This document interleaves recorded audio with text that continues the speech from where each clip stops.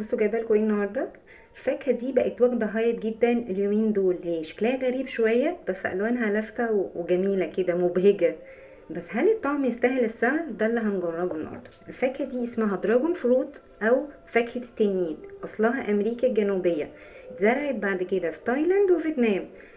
مليانة بمضادات الأكسدة قوية وفيتامين سي، يعني مفيدة للبشرة والمناعة، بس مش مفيدة للجيب خالص، نظرا لأن الكيلو منها بيبتدي من 300 وفي بعض المناطق بيبقى 400.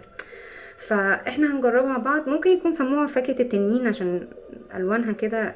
بصوا هي شبه الخرشوفة شوية في قفلتها، شبه النار اللي بتطلع من التنين. انا دليده اللي ما يعرفنيش، ويلا نجرب حاجه جديده وعايزين نعمل شعار لنفسينا. لا مجاملات ولا حنيه في اللقمه دي، ويلا نجرب فاكهه التنين. نقول بسم الله.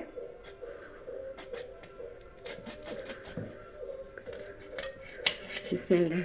بصوا يا جماعه اللون، بصوا اللون اللي نازل منها اصلا، واو.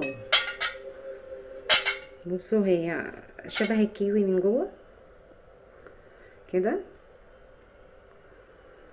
بس مع اختلاف الالوان يعني. خلونا ناخد بالمعلقه كده ونقول بسم الله. نحطها لكم كده. بصوا الشكل الخارجي غير الشكل الداخلي. بسم الله.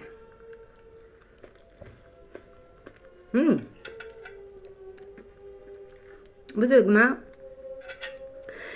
هي طعمها سوفت قوي مش قوي، بس هي يعني بتزغزغ في البق كده، هي حاجه ما بين التين الشوقي و الكيوي من جوه، بس هي مش مسكره ومش لاذعه، بس هي تمام يعني، ما تستاهلش ال 300 جنيه ولا 400 جنيه بصراحه. متنسوش تعملوا لايك وشير وانتوا معديين.